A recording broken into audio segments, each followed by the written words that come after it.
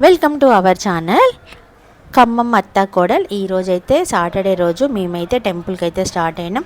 ఇది ఖమ్మంలో బైపాస్ రోడ్లో ఉంది ఈ టెంపుల్, వెంకటేశ్వర స్వామి టెంపుల్.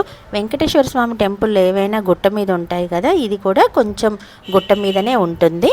గైస్, శనివారం కదా, వెంకటేశ్వర స్వామి టెంపుల్కి వెళ్దామన్నారు మా ఆంటీ. ఇంకా మా అపర భక్తురాలు కదా, ఖచ్చితంగా టెంపుల్కి వెళ్ళాలి అని వెళ్ళాము.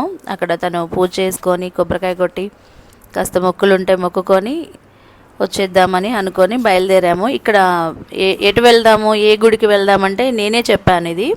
ఎందుకంటే ఈ గుడి కట్టకముందే మేము వెళ్ళాము, కళ్యాణం చేయించాము. టెంపుల్ కట్టకముందు సింపుల్గా ఒక రాళ్లల్లో రాయిలాగా ఉండి నామాలు మాత్రం కనపడేవి. ఇది స్వయంభూ వెంకటేశ్వర స్వామి టెంపుల్.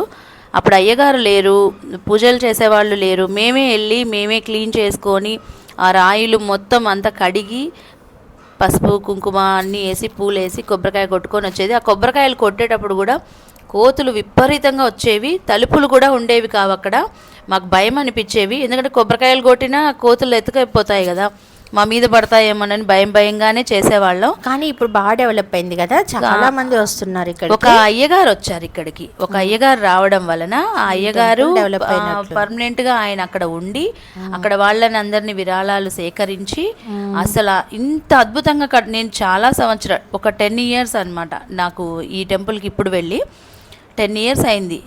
ఎంత అందంగా తయారైందో అంత అందంగా తయారైంది. చిన్న తిరుపతి లాగా అసలు కళ్యాణ మండపం కట్టించారు, పెద్ద గుడి కట్టించారు, ధ్వజస్తంభం వేశారు. నిత్య అన్నదానం లాగా శనివారం అన్నదానం కూడా చేస్తున్నారు. ఇక్కడ టీఎన్జిఓస్ కాలనీ వాళ్ళు ఉన్నారు, వాళ్ళందరూ కలిసి కమిటీగా ఏర్పడి ఇక్కడ విరాళాలు సేకరించి అన్ని కార్యక్రమాలు చేస్తున్నారు. అసలు చూడటానికి చాలా అద్భుతంగా తయారైంది. నేనైతే ఫస్ట్ టైం వెళ్ళాను. నేను ఖమ్మంలో మిగిలిన వెంకటేశ్వర స్వామి టెంపుల్ అన్నీ చూశాను, కానీ ఈ టెంపుల్కి అయితే ఎప్పుడూ వెళ్ళలేదు. ఇంకా ఎప్పుడు వేరే ఒక టెంపుల్కి వెళ్తూ ఉంటాను కదా, ఇంకా ఎప్పుడు ఇటు రావాలన్న ఆలోచన రాలేదు. ఇది కూడా చూద్దామనేసి, అంటే తనకి తెలుసు అంటే నేనైతే వచ్చాను. ఈ గుడి కూడా చాలా ప్రశాంతంగా ఉంది. ఇక్కడ చూడండి గరుత్మంతుడు. ఇలా గుడికి వచ్చినాక ఏ దేవుడిని చూసినా కానీ దండం పెట్టుకుంటే మనసుకి ప్రశాంతంగా అనిపిస్తూ ఉంటుంది.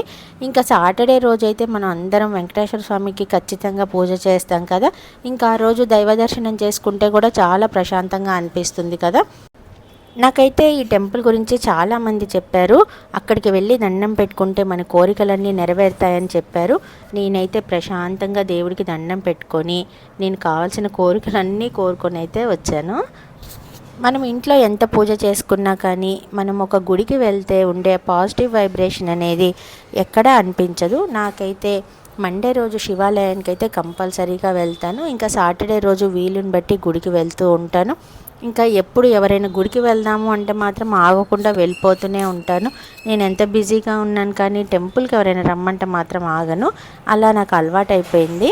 ఇంకా ఈ గుడి అయితే ఈరోజే ఫస్ట్ టైం చూడడం. చాలాసార్లు వెళ్దాం అనుకున్నాను, కానీ దేవుడు కరుణించింది మనం వెళ్ళలేమంటారు కదా, ఈరోజు అనుకోకుండా గుడికి వెళ్దామని అయితే వెళ్ళాము. ఒక అదృష్టం ఏంటంటే ఆంటీ నాకు దొరికింది.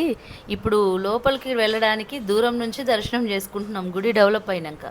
కానీ మాకు మాత్రం దక్కిన కేవలం అదృష్టం ఏంటంటే స్వయంభూ వెంకటేశ్వర స్వామి టెంపుల్లో ఆ గర్భగుడిలో ఆయనని టచ్ చేసి క్లీన్ చేసి ఆడవాళ్ళు అంటే భార్యాభర్తలుగా మేమిద్దరం చేసే అదృష్టం మాకు దొరికిందంటే నిజంగా ఇప్పుడైతే ఎవరికి లేదు ఆ ఛాన్స్.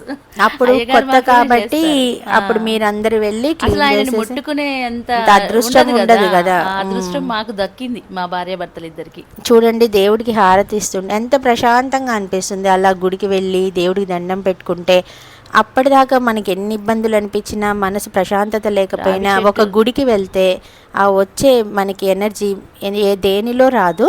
ఇంకా రావి చెట్టు కింద అయితే కృష్ణుడు ఉన్నాడు, చూడండి ఎంత ప్రశాంతంగా కూర్చున్నాడో. ఈ కృష్ణుడి చుట్టూ ప్రదక్షిణాలు చేసి రావి చెట్టు, ఈరోజు సాటర్డే రావాకు తీసుకుంటే మంచిదన్నారని ఒక రావాకు తీసుకొని మేమైతే ఇంటికి బయలుదేరాము. ఇలా గుడికి వెళ్ళినప్పుడు మాత్రం చాలా ప్రశాంతంగా అనిపిస్తూ ఉంటుంది. ఇంకా ఇక్కడైతే అందరూ రాళ్ళు పేర్చారు ఒకదాని మీద ఒకటి, అలా పేరుస్తే ఇల్లు కడతారని చాలామందికి నమ్మకం. ఇక్కడ శివుడు కూడా ఉన్నాడు, శివుడు నాగదేవత ఉన్నారు. ఇలా నాగదేవత చుట్టూ ప్రదక్షిణ చేస్తే కూడా చాలా మంచిది. ఇక్కడ చూడండి, గర్భగుడిలో నుంచి వచ్చిన శిల అది. ఆయన అటువైపు గర్భగుడిలో స్వయంభూ వెంకటేశ్వర స్వామి, ఇది వెనకాల అనమాట. ఆ వెనకాల అదే శిలలో రాళ్ళు పేరుస్తున్నారు. ఇక మా అత్తయ్య కూడా 7 అంతస్తుల మేడో 8 అంతస్తుల మేడో మరి కట్టాలని ప్రయత్నం చేస్తోంది. రాయి మీద రాయి నిలబెడుతోంది. ఇదొక నమ్మకం కదా ఇక్కడ అందరికీ. ఏ గుడికి వెళ్ళినా కానీ ఇలా మనం రాళ్ళు నిలబెడితే ఇల్లు కడతామని ఒక నమ్మకంతోనే ఇలా అందరూ చేస్తూ ఉంటారు. నేను కూడా ఎక్కడికి వెళ్ళినా ఇలా చేస్తాను. ఇంక ఇక్కడికి వెళ్ళాక నాకైతే 8 అంతస్తుల మేడ వచ్చేసింది. చూడాలి దేవుడిది ఎలా ఉంటుందో. ఇంక ఇదంతా వెనకాల టెంపుల్. ఇంకా మేమైతే టెంపుల్ కూడా పెట్టారు ఇక్కడ.